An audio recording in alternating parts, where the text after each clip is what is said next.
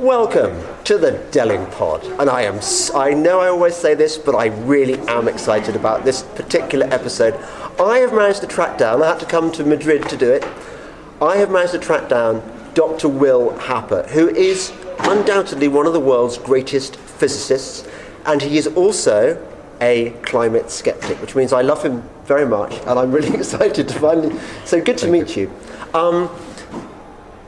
Tell me a bit about your scientific career, so we can establish you as a great thinker of our times. I mean, you worked on American weapons programs, which you probably can't talk very much about. Some, yes, and I've worked a lot on, in particular, high-energy lasers and how they propagate in the atmosphere, and so I know a lot about the interaction of radiation and our Earth's atmosphere. When you say a high-energy laser, do you mean like lasers that can shoot down spacecraft and things? Yes, exactly, yeah. Are they used in the military at all these days? I mean, No. They were just a kind of a thing you worked on as a... I've worked on them, there have been developments, experimental lasers that would be a real threat. They've never been fielded, at least by the United States, but who knows, they might be someday. Well, what could you imagine them being used for? I mean, I'm thinking Star Wars, things like that. I'm thinking because there's going to come a time, isn't there, where the war for territory is going to move to space. China, maybe. Yeah. Would that be a... Yes, another place where they conceivably could be used would be you take a country like Israel, which is surrounded with lots and lots of rockets. You can't afford to try and shoot them down with anti-rocket rockets. The anti-rockets are expensive themselves. Yeah.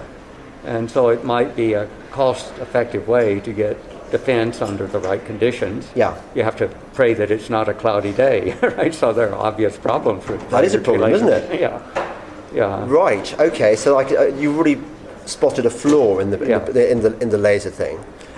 Was that the same with Star Wars?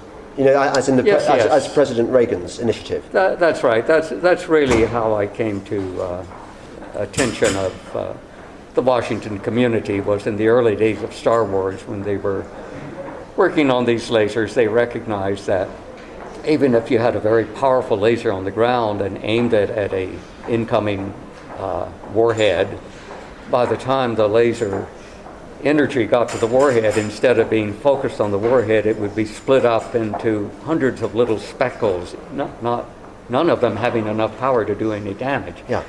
And that's because the atmosphere is full of little packets of slightly warmer and cooler air that are turbulently mixed. It's the same thing that makes stars twinkle at night. You look at a star, it's not steady, it's twinkling. It's because of this turbulence.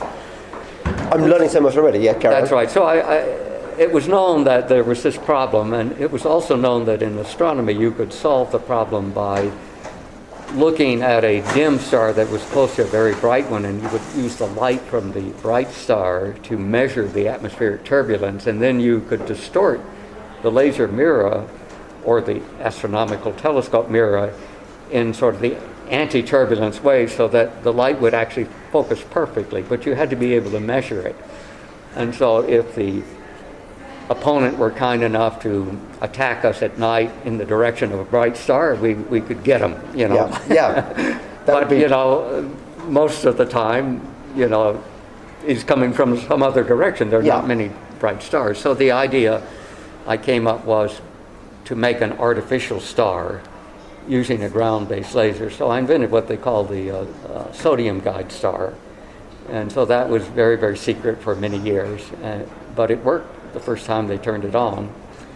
And so that gave me some credibility in the defense parts of the government. It was classified credibility. So I was invited to come to Washington and head the Department of Energy's basic research, which I did for 3 years under Mr. Bush Sr., under Admiral Watkins, and then for a while under his successor, Sir Hazel O'Leary. I liked them both. They were good people. And then I was eventually fired by Mr. Gore for being, too picky about, scientific accuracy on climate. That is a claim to fame in itself, isn't it? I mean, that's a badge of honor. Fired by Vice President he did Gore. me a favor, and he did Barbara, my wife, a favor. She was anxious to have me come home, and so my wife's a big fan of Al, and I'm sort of grateful to him also. Oh, right. So how did he fire you? Did he fire you in person? Were you important enough to be called into an office, or? No, I didn't get that honor, but he did instruct my boss, Hazel, who was the Secretary of Energy, who, I kind of liked, and vice versa. She called me into her office after several months of the new administration, said, "Will, what have you done to Al Gore?" I said, "I haven't done anything to him." So that was sort of the nature of the conversation. Oh, I see. Okay, but, so you must have annoyed him. She was told in no uncertain terms, "Get me out of there." Get rid of Happer. Yeah. But so you say that you'd question his scientific understanding, or what? What had you done to annoy him? Well, climate in particular. So you were already back even in 1990. He was pushing climate, right? And ozone, and all of these environmental things, which every one of which he exaggerated just grotesquely. See. So you were inconvenient, basically. You were an inconvenient scientific voice. That's right, yeah. And did you ever get any sense of why Al got so behind this thing? I mean, do you think is it a cynical money-making scam? Is it political power grab, or does he believe it? I've asked myself that question many times. I've met him once or twice, and I still don't know what the answer is. It's been very profitable for him, so he's a very wealthy man now. Hugely profitable. Yeah. And had you got on the right side, or rather the wrong side, I mean, you joined now, you'd probably be a lot richer now. Oh, yeah, that's right. Yeah, I've given up a lot to oppose it, yeah. So when did you first spot this scam? I mean, it is a scam, isn't it? It's a scam, yeah. When did you sort of see it coming? When was the first moment where you thought, aye? Well, when I was director of energy research, because I was funding a lot of it, and so I would have people come into my office in Washington once a week and tell me about the research they were doing that we were supporting. I felt I ought to know how we were spending the taxpayers' money, and I had a big budget. It was $3.5 billion when $1 billion was worth a lot back then. It's still worth something. But most people were just delighted to come and tell a bureaucrat what they were doing. They were very surprised and flattered to be invited. But the exception was people in climate were always very defensive. "Why do you want me to come to Washington?" "Well, we invite everybody to come to Washington to tell us about their research." And they would say, "Well, we work for Mr. Gore." And I would... It was like that. So that was when I began to realize that, there's something funny about this area of science. So it was it was sort of supposed to be off the books, or semi off the books. Yeah. All right. And they would eventually reluctantly come, because I would have my chief of staff point out in the contract that if they didn't come when called, that their contract would not be renewed. Right. So that got their attention, and they would show up. But it would be very painful seminars, not like normal seminars, very like playing poker. Well, I'd ask them a question. Well, why are you asking the question? I say, always ask questions. That's the only way to learn. And well, one of them had the nerve to say, "Well, what answer would you like?" Right. So it was like a sort of a tutorial. I mean, I don't know what you call them in America, where you've got your students who are supposed to have done their homework and really have done a very poor job, and you. That's right. And it just stood out so much from the other branches of science. People would come in and tell me we were supporting the Human Genome Project, and they just couldn't wait to come to Washington and tell me about the latest gene sequencing machine and how well it was doing and how cheap it was, and just thrilled. And it would be the same with the high energy physicists, how they were doing with the search for the top quark and how close they had come. And everyone else was so happy to come and talk about their work because they were pleased in what they were doing. They thought it was important, and so I wondered why don't the climate scientist people feel the same way. Yeah, yeah. See, because the physicists seem to be generally quite skeptical. Is that fair? I mean, because physics is quite a high-end science, isn't it? It's quite pure. That's right. I think there are more skeptics from physics than any other field. Because Dick Lindzen is very, very scathing about the scientific abilities of people particularly in the climate science field. He thinks it's almost like a non-area. Is that fair? Well, he's pretty sour on some of the climate people, that's for sure. I think he was suggesting in one talk he gave that I saw that if you're really, really not very talented, then climate science is the area you gravitate towards.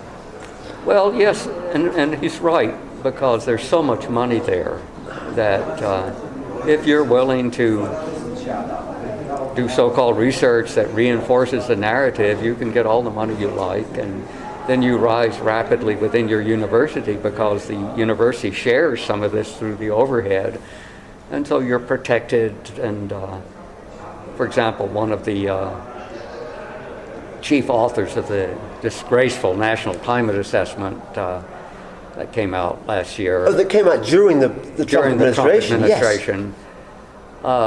Was in an atmospheric physics department, and very, very successful in bringing in money, but did essentially no real research. I won't say the name. Right, not to embarrass the person. Okay. But in the end, when it came time for a tenure decision, this was a junior person, the department voted against tenure for this assistant professor, and the administration was so upset at the amount of overhead they were going to lose that they arranged for this climate person to get tenure in the politics department. And so the money is still flowing in on supposedly climate research, but it's going to the politics department.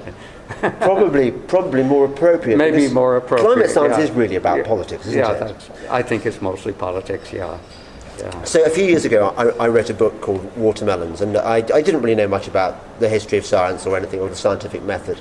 But it became fairly clear to me that one of the fundamental problems with this climate change scam is that the people in these particular fields are really not paying respect to the scientific method at all. I mean, reproducibility. That's right.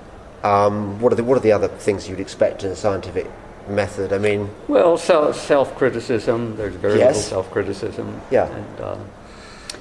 And yes, it's really tragic, and it's ruined what's very interesting field. You know, after all, climate is important. It's had an enormous impact on humanity throughout history, and the better we understand it, the better it is for us. And to have had it so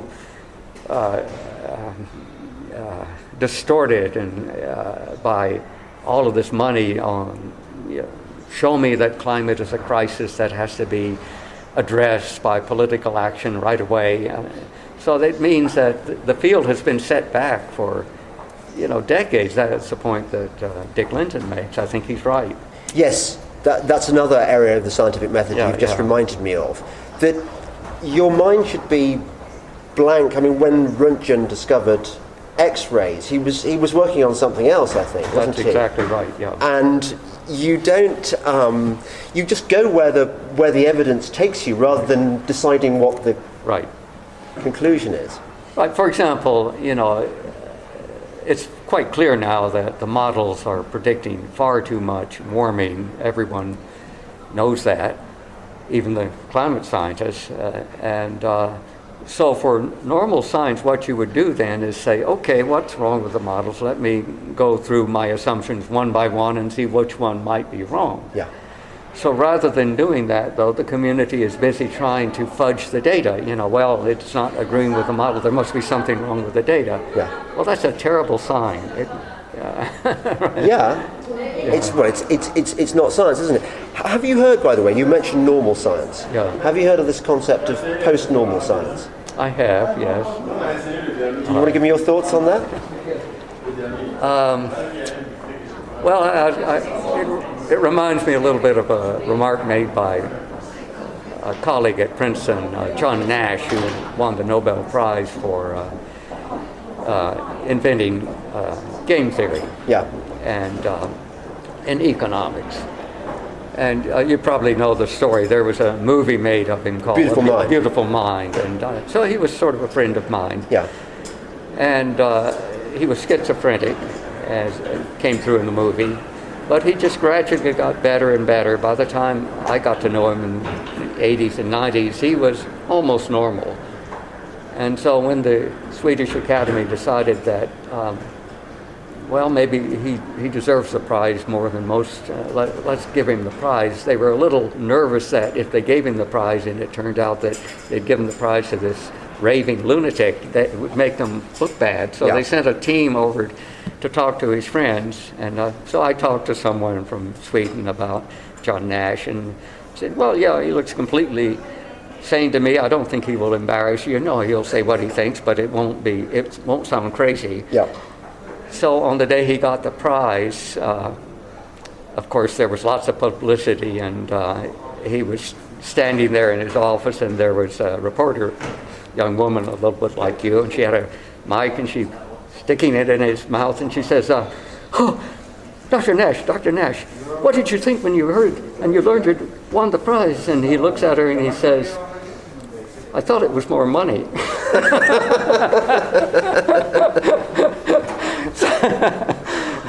Yeah, I like to, he sounds... It's perfectly rational, but most people wouldn't quite have said that. Yeah. But it was not, I didn't think it was embarrassing at all, yeah. Do you think that the world of science has changed for the worse since... But I didn't finish. Yes. The reason I bring that up was, her second question is, Dr. Nash, what do you think about the social sciences? And he looks at her and he says, if the discipline has the word science in it, it's not science. So that was beginning to get close to the edge. I see what you mean. So real science would be geology, physics, chemistry. So I'm with you. Okay, yeah. Do you think that science... There was, back in the day, scientists were these kind of respected figures. Yeah. We thought they were seekers after truth. In their white lab coats or whatever, and they got Nobel Prizes and stuff. Yeah. Is it still, has it been corrupted by this kind of new climate, do you think, or is it only that branch of climate science that's... Well, I think scientists have benefited by an aura that has never been entirely deserved. You know, they've always been human beings with foibles and, personal enemies, and so I think a lot of the respect they got was not fully warranted. Yeah. But I think it's gotten a lot worse because of government funding, because they've managed to distort whole fields, like climate science has been badly distorted, I think. Yeah. But that's happened before. For example, we had the eugenics movement in the early 1900s, which was very popular in your country and in mine too, in the United States. And it wasn't science at all. It was ideology disguised as science, and they would give these, doctored tests to try to make, Chinese and Japanese and Eastern Europeans look subhuman compared to the good old Anglo-Saxon race. It was just complete nonsense, and yet lots and lots of people signed up to it. There were eugenic societies in every town, and it's very fashionable, wasn't it? I think George Bernard Shaw and people like that embraced it. Yeah, the presidents of Harvard and Stanford and Princeton were all big eugenicists. Oh, right. Yeah.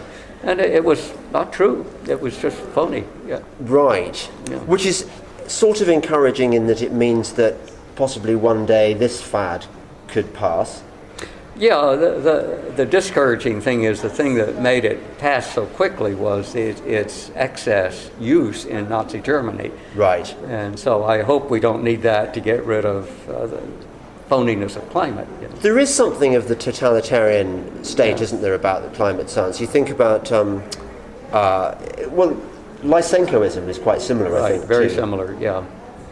It was driven by ideology because if you could change wheat's characteristics so it would grow in Siberia or near the Arctic Circle, or apples, you could do the same things to humans. And so if you educate them properly in the Komsomol and the young pioneers, they will have children who will be born as communists, and the society will get better and better and better.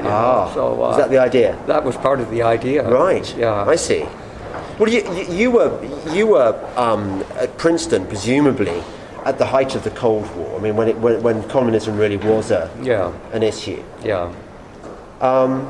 And now, in a way, do you not think? I sometimes worry that environmentalism is the new sort of communist threat. It's the new threat to freedom and intellectual integrity and lots of other things. Well, it's a mix. There are certainly parts of the environmental movement that are very totalitarian, and then there's sincere people. I mean, I consider myself, and you probably do too, an environmentalist. We love nature. We'd like it beautiful and pristine and clean for our children and grandchildren. Yeah. So environmentalist is too broad a term. It includes us both. No, well, you asked me how I got into this game, and actually what really upset me was seeing beautiful countryside despoiled by these, what I call bat-chomping, bird-slicing eco-crucifixes. That's right. I mean, how can you love nature and blight it with these monstrosities? Yeah, that's exactly right. And you can love it because what you really love is the income from your windmill and the subsidies, and so you disguise this by saying that you love nature, but. So you were called back in from the cold by the Trump administration. Mm-hmm. What happened? Did you get a nice Did you get a phone call or? Yeah, some people called me from the National Security Council and asked if I would consider coming down and come by and chat. So I did, and we talked. And they said, well, we have all these technical problems that we need some help on. EMP, electromagnetic pulse, and other technical issues. And I said, what about climate? Well, we prefer not to touch that. I said, well, if you'll let me touch it myself and try and do something, I'll come and help you with the other things. And so they said, okay, it's a deal. So that's why I came. Oh, so it was a quid pro quo. I didn't realize that. Yeah, that's right. And what is EMP? What were the problems they were having with it that need solving? Well, for example, there's this perennial problem of electromagnetic pulses that, for example, every now and then we get caught in a big solar storm, and that can burn out large parts of the power grid. One of the worst was back in the 1800s when telegraph lines were first put in, and the storm was so bad. It was described by an Englishman named Carrington, but it actually set telegraph booths on fire. Things were arcing from this storm. Yeah. And we've had smaller ones since, and so you should design grids so that they can be protected against that. And so the Trump administration decided to finally force the U.S. power industry to put in protections, and so I was supposed to help make that happen because I understood the physics. Okay. And it was also, you can do that artificially with a nuclear weapon, and so I knew about the nuclear weapon effects, and I was able to help that way too. Yeah. So that was sort of the main reasons I was called down, to try and help with that. And did you solve it? Well, I think we made progress. I think things, it takes a long time to solve that. Yeah. Basically, you saved the entire American grid from the next. Thank you, but we're getting there. Good. That's good. Yeah. And in return, you wanted to use your influence. I mean, I got really excited when Trump came to the White House. I thought this is going to be game over for the eco-loons and stuff. Game over for the climate industrial complex.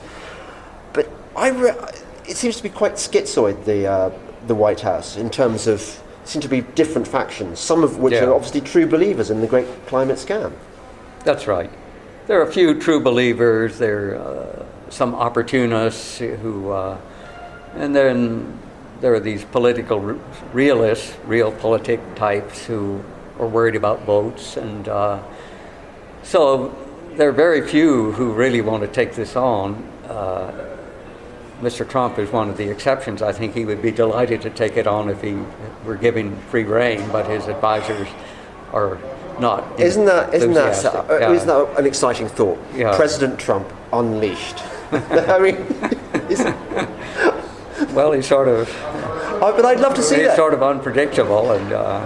Yeah, he's that. But I wish. I mean, so you have sort of like chats one-to-one with him in the White House? You know, you went to the yes, and you know he was enthusiastic. We had several discussions, but after every meeting, his advisors would come back with counter arguments about why this was such a terrible idea, and you know, dragged out the process month after month, and so eventually it was obvious that it was time to begin the re-election campaign. Right. And at that point, it was too late to take it on. I see that. Yeah. I imagine what you were hoping for was something on the lines of the red team, blue team thing that I discussed, where you'd get. Well, how would that work exactly? Well, on other major systems, for example, in the Defense Department, if there's a big new weapon system, you bring in the experts on this particular technology, and you have them try and shoot it down.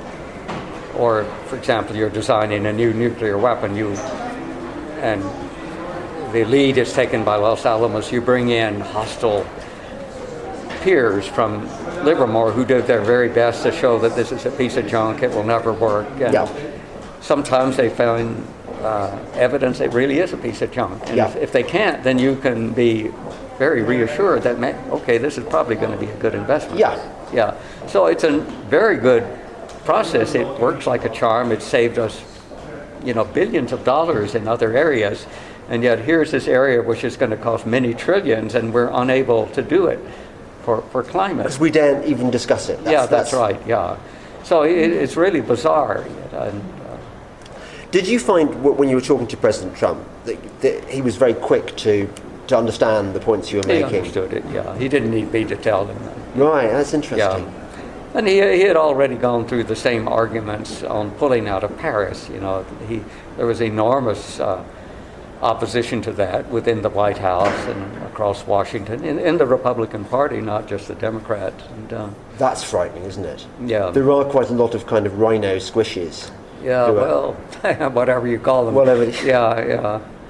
But to his credit, he was as good as his word and pulled out. Why do you think he got away with that? What gave him the courage or the independence to make that tough decision? Well, I think he thought it was the right thing to do for America. I felt I was a little disappointed that he didn't stress how crazy the science was. So his arguments were that it's a terribly unfair deal to America. So he was not willing to articulate the fact that it's based on nonsense, Yeah. And that's why a really good blue ribbon committee, red team, would provide the kind of ammunition that he needed for that. So, in a nutshell, you probably won't admit this, but you are one of the world's greatest living physicists. You and Freeman Dyson. Well, that's an exaggeration. Okay, but I'm a pretty good physicist. You're pretty good. Yeah. So because now I've got you, I want you to kind of explain to my, not that I have many many climate alarmists among my listenership, but suppose there's someone listening and they're worried about climate change. They think it's the big issue of the time. What would you say to them to persuade them otherwise? Well, I would ask them to try and look at some of the counter evidence. For example, we have this little group called the Co2 Coalition, and there are several little white papers there that lay out the arguments without equations, but clearly. And so they should read sort of responsible criticism of this. And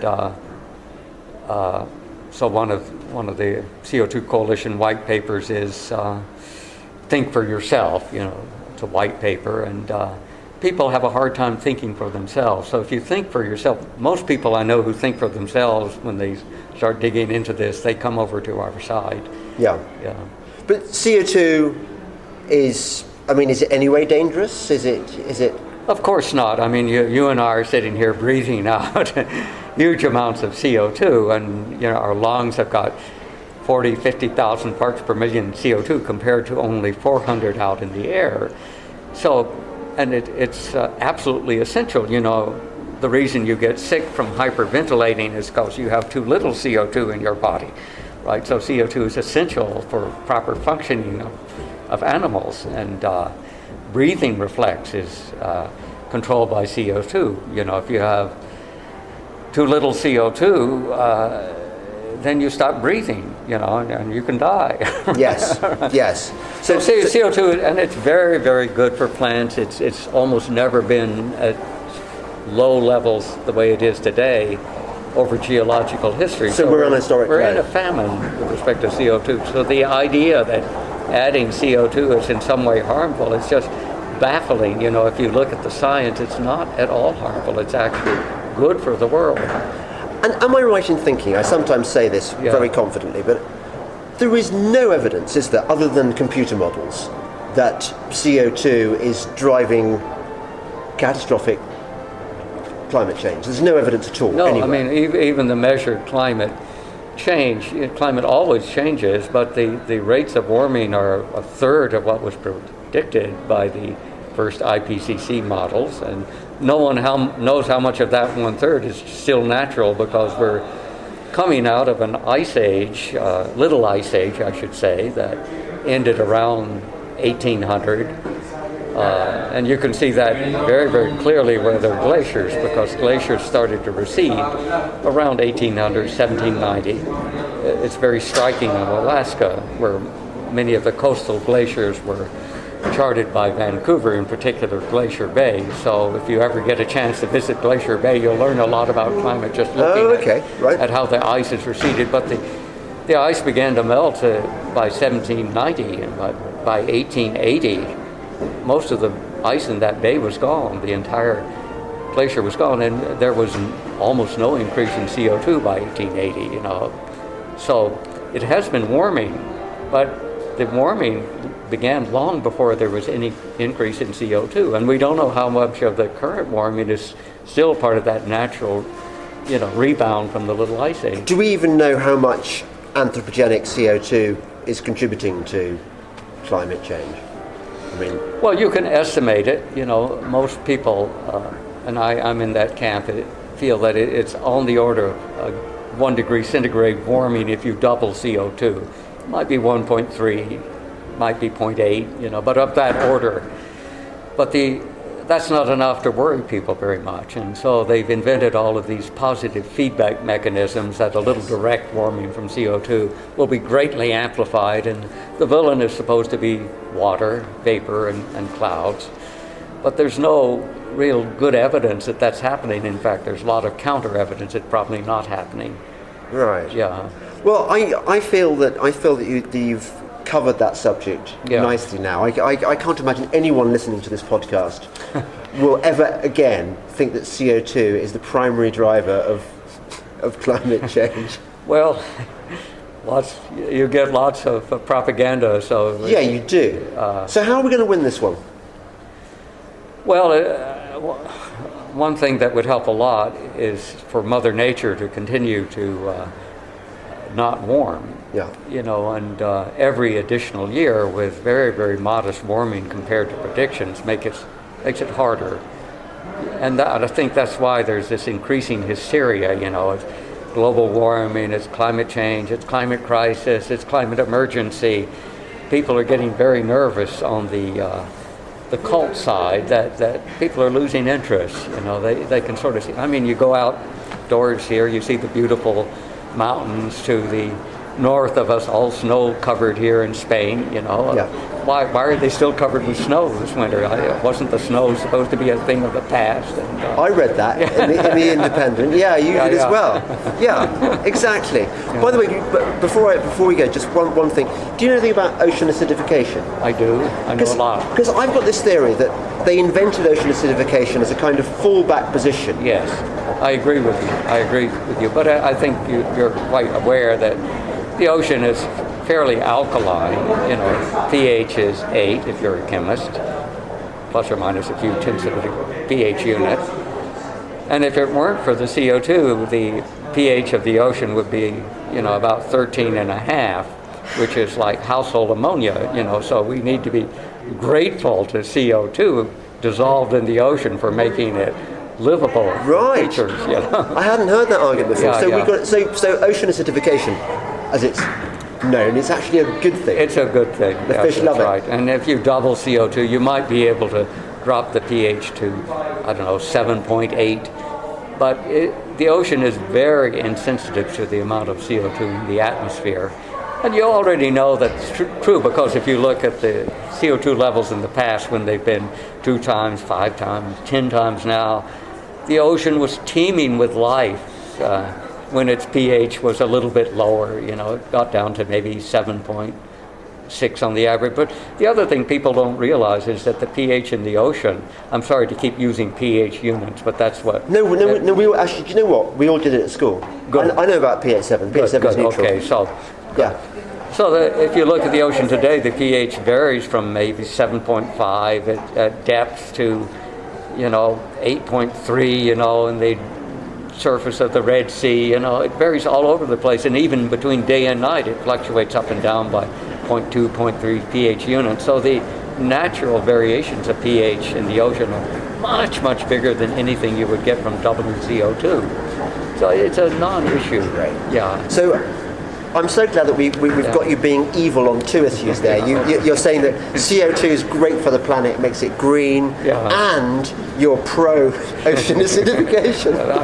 I think. Thank you, Dr. Happer. Yeah. Okay. It's really good to meet you, and it means I get the chance to pin onto your lapel one of these badges, which everyone who goes on the podcast get. They're a red pill shaped, and they say SF, which stands for Special Friend. Oh, thank you. So you're now a special friend. Thank you very much, James. Thanks a lot. Good to meet you. Yeah, good to meet you. Yeah. That was great.